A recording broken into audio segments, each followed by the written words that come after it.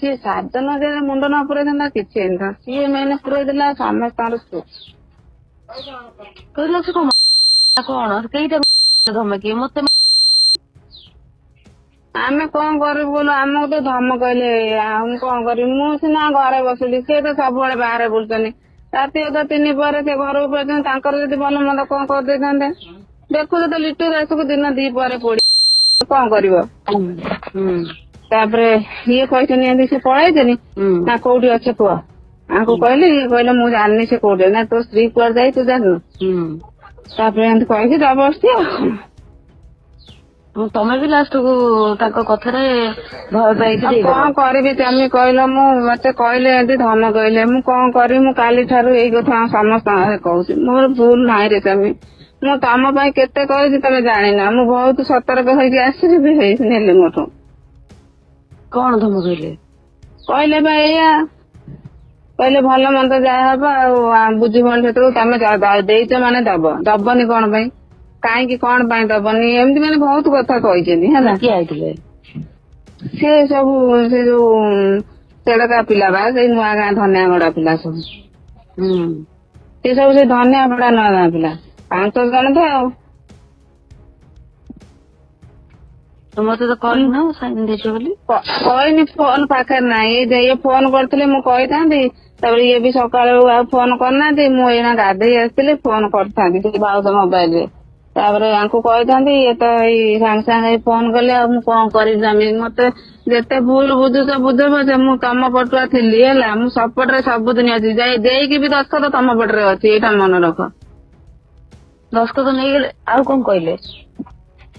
କହିଲେ କେତେ କଥା କହିଲେ ଆଉ ଯିବା ପାଇଁ କହିଲେ ଏଠି ସେଠେଇକି ଏମିତି କହିଲେ। ମୁଁ କୋଉ କଥା ରାଜି ହେଲିନି। କହିଲେ ଆଉ ତମେ ଦସ୍ତଖତ ଦେଲା ଆଉ ମୁଁ କହିଲି ହଉ ତମେ ଯାଅ।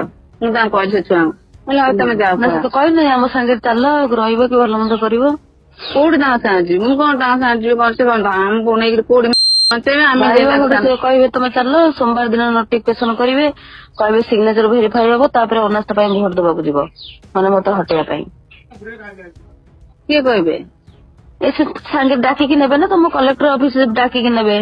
ସେଠି ଯାଇ ତମେ ସିଗ୍ନେଚର ମାରିକି ଆସିବ, ଭିଡ ହବ ସବୁ। ତାପରେ ଏପଟ ତ ଲୋକ ଲଜ୍ଜା ନିଜ ୱାର୍ଡରେ ନିଜ ଗାଁରେ ଲୋକ କଣ କହିବେ ସେଇଟା ନିଜ ଲଜ୍ଜା ତ ନିଜ ଲଜ୍ଜା ଘର ପାଖ ଲୋକ ହେଇକି ଦସ୍ତଖତ ଦେଲୁ ଆଉ ନିଜ ଲଜ୍ଜା ନୁହ ଆଉ କଣ। ଆମେ ଶୁଣ ସତ କଥା କହୁଛି। ସିଏ ସାଧନ ଯେ ମୁଣ୍ଡ ନ ପୁରେଇଥାନ୍ତା କିଛି ହେଇନଥାନ୍ତା। ସିଏ ମେନ୍ ପୁରେଇ ଦେଲା ସମସ୍ତଙ୍କର ସୁଖ। ସିଏ ସାଧନ ଯେ ମୁଣ୍ଡ ନ ପୁରେଇଥାନ୍ତା କିଛି ହେଇନଥାନ୍ତା। ସିଏ ମେନ୍ ପୁରେଇ ଦେଲା ସମସ୍ତଙ୍କର ସୁଖ। କହିଲା ସେ କଣ କେଇଟା ଧମକି ମତେ ଆମେ କଣ କରିବୁ ବୋଲ ଆମକୁ ତ ଧମକେଇଲେ ମୁଁ କଣ କରିବି। ମୁଁ ସିନା ଘରେ ବସିଲି, ସିଏ ତ ସବୁବେଳେ ବାହାରେ ବୁଲୁଛନ୍ତି। ରାତି ଅଧା 3 ପରେ ସେ ଘରକୁ ପଳେଇଛନ୍ତି। ତାଙ୍କର ଯଦି ଭଲ ମନ୍ଦ କଣ କରିଦେଇଥାନ୍ତେ। ଦେଖୁଛ ତ ଲିଟୁ ଦାସକୁ ଦିନ 2 ପରେ ପଡି କଣ କରିବ। ତାପରେ ଇଏ କହିଛନ୍ତି ଏମିତି ସେ ପଳେଇଛନ୍ତି ନା କୋଉଠି ଅଛ କୁହ। ଆଙ୍କୁ କହିଲେ ଇଏ କହିଲେ ମୁଁ ଜାଣିନି ସେ କୋଉଠି ନା ତୋ ସ୍ତ୍ରୀ କୁଆଡେ ଯାଇ ତୁ ଜାଣିନୁ। ତାପରେ ଏମିତି କହିକି ଯା ବସିଛି ଆଉ।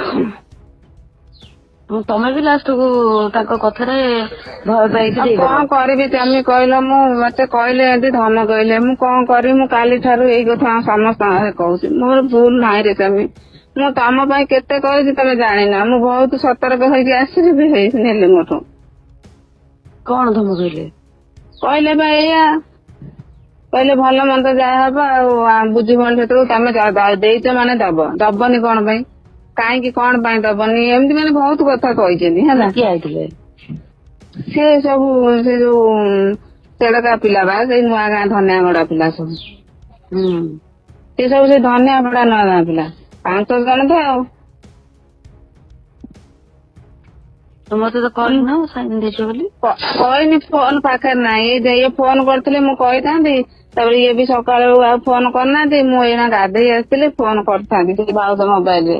ତାପରେ ୟାଙ୍କୁ କହିଥାନ୍ତି ଇଏ ତ ଏଇ ସାଙ୍ଗେ ସାଙ୍ଗେ ଫୋନ କଲେ ଆଉ ମୁଁ କଣ କରିବି ସ୍ୱାମୀ। ମତେ ଯେତେ ଭୁଲ ବୁଝୁଛ ବୁଝ ପଛେ ମୁଁ ତମ ପଟୁଆ ଥିଲି ହେଲା। ମୁଁ ସପଟରେ ସବୁଦିନ ଅଛି। ଦେଇକି ବି ଦସ୍ତଖତ ତମ ପଟରେ ଅଛି, ଏଇଟା ମନେ ରଖ। ଦସ୍ତଖତ ନେଇଗଲେ ଆଉ କଣ କହିଲେ? କହିଲେ କେତେ କଥା କହିଲେ ଆଉ ଯିବା ପାଇଁ କହିଲେ ଏଠି ସେଠେଇକି ଏମିତି କହିଲେ। ମୁଁ କୋଉ କଥା ରାଜି ହେଲିନି। କହିଲେ ଆଉ ତମେ ଦଶପତ୍ର ଦେଲା ଆଉ ମୁଁ କହିଲି ହଉ ତମେ ଯାଅ। ମୁଁ ତାଙ୍କୁ କହିଛି ଛୁଆଙ୍କୁ କହିଲି ହଉ ତମେ ଯାଅ। ନା ସେ ତ କହିନି ଆମ ସାଙ୍ଗରେ ଚାଲ ରହିବ କି ଭଲ ମନ୍ଦ କରିବ। କୋଉଠି ତାଙ୍କ ସାଙ୍ଗେ ଯିବି ମୁଁ କଣ ତାଙ୍କ ସାଙ୍ଗେ ଯିବି କଣ ସେ କଣ ଆମକୁ ନେଇକି କୋଉଠି ପହଞ୍ଚେଇବେ ଆମେ ଭାଇ ଗୋଟେ ସେ କହିବେ ତମେ ଚାଲ ସୋମବାର ଦିନ ନୋଟିଫିକେଶନ କରିବେ କହିବେ ସିଗ୍ନେଚର ଭେରିଫାଇ ହବ ତାପରେ ଅନାସ୍ଥ ପାଇଁ ଭୋଟ ଦବାକୁ ଯିବ ମାନେ ମତେ ହଟେଇବା ପାଇଁ। କିଏ କହିବେ? ଏ ସେ ସାଙ୍ଗେ ଡାକିକି ନେବେ ନା ତମ କଲେକ୍ଟର ଅଫିସ ଡାକିକି ନେବେ ସେଠି ଯାଇ ତମେ ସିଗ୍ନେଚର ମାରିକି ଆସିବ ଭିଡିଓ ହବ ସବୁ ତାପରେ ଏପଟେ ତ ଲୋକ ଲଜ୍ଜା ନିଜ ୱାର୍ଡ ନିଜ ଗାଁରେ ଲୋକ କଣ କହିବେ ସେଇଟା ବି ନିଜ ଲଜ୍ଜା ତ ନିଜ ଲଜ୍ଜା ଘର ପାଖ ଲୋକ ହେଇକି ଦର୍ଶକ ଦେଲୁ ଆଉ ନିଜ ଲଜ୍ଜା ନୁହ ଆଉ କଣ। ଆମେ ଶୁଣ ସତ କଥା କହୁଛି ସିଏ 7 ଜଣ ମୁଣ୍ଡ ନ ପୁରେଇଥାନ୍ତା କିଛି ହେଇନଥାନ୍ତା ସିଏ ମେନେ ପୁରେଇ ଦେଲା ସମସ୍ତଙ୍କର